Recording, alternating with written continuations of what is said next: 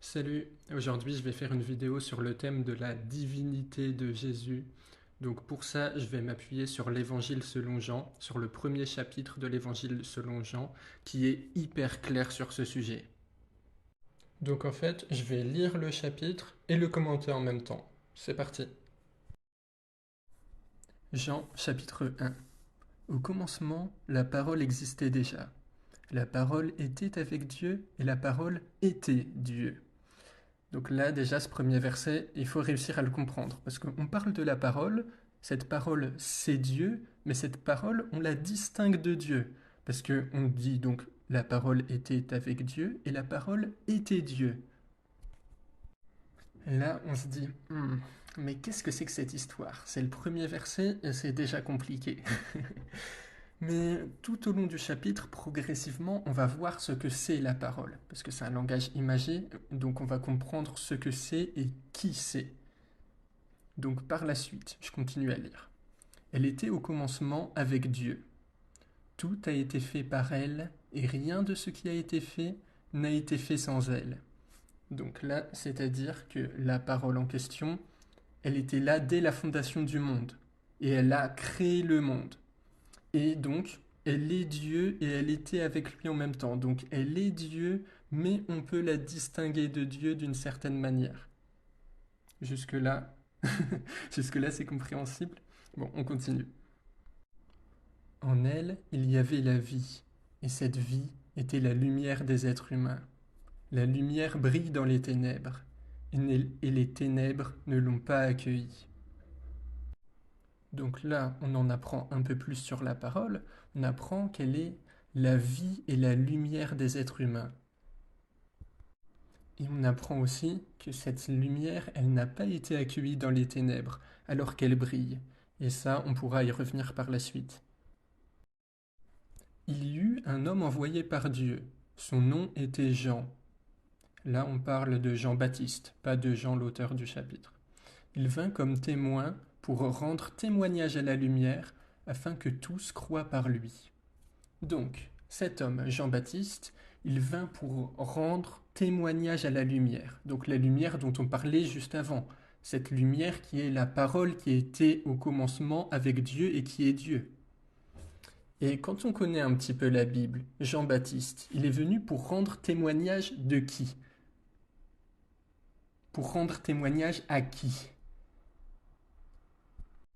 Jean-Baptiste, il servait de témoignage pour Jésus. C'était ça sa fonction.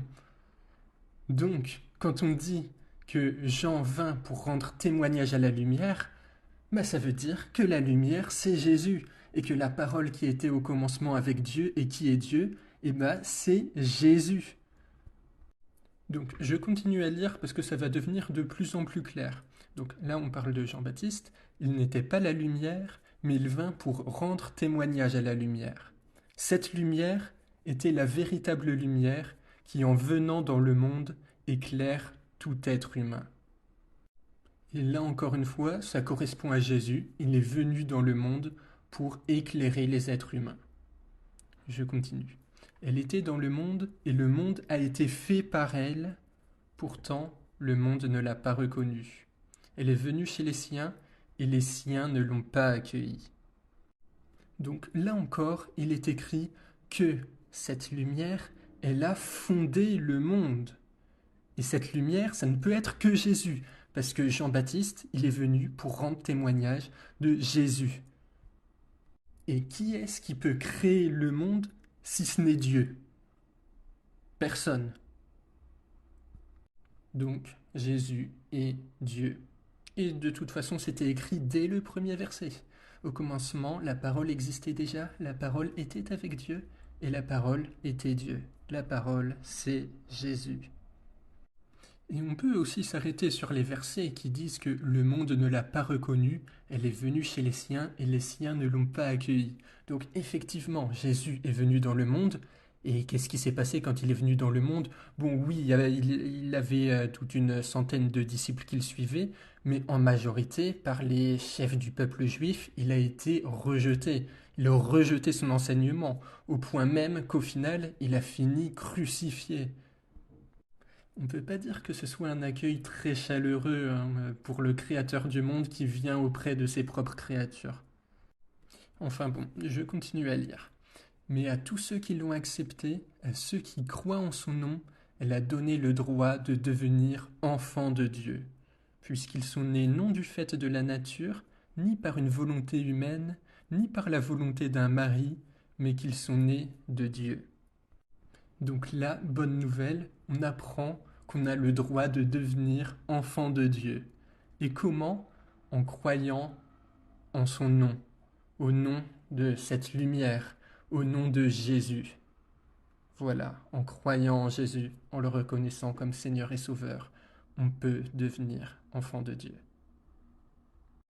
Et là, au verset 14, il est écrit « Et la parole s'est faite homme, elle a habité parmi nous, pleine de grâce et de vérité, et nous avons contemplé sa gloire, une gloire comme celle du Fils unique venu du Père. » Donc là, au cas où si c'était pas assez clair, la parole, donc on le rappelle, la parole qui est Dieu et qui existe depuis le commencement, eh ben elle s'est faite homme.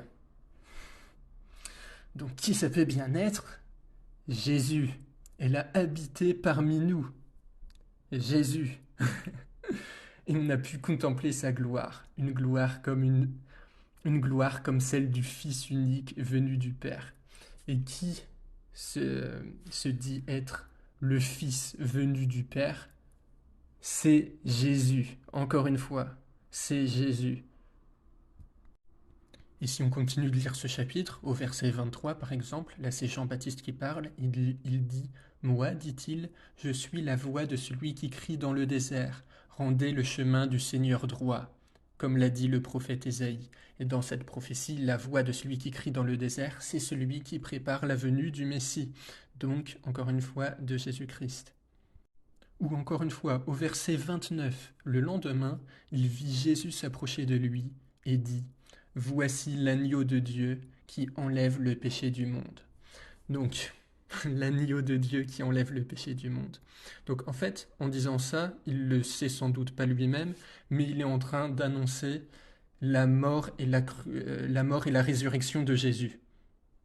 Parce qu'à l'époque, les agneaux, c'est ce qu'on utilisait comme sacrifice dans le but d'être pardonné de nos péchés. Et donc l'agneau de Dieu qui enlève le péché du monde, ça veut dire qu'il servira de sacrifice pour enlever le péché du monde. Et qui peut enlever le péché du monde mis à part Dieu? Je ne sais pas.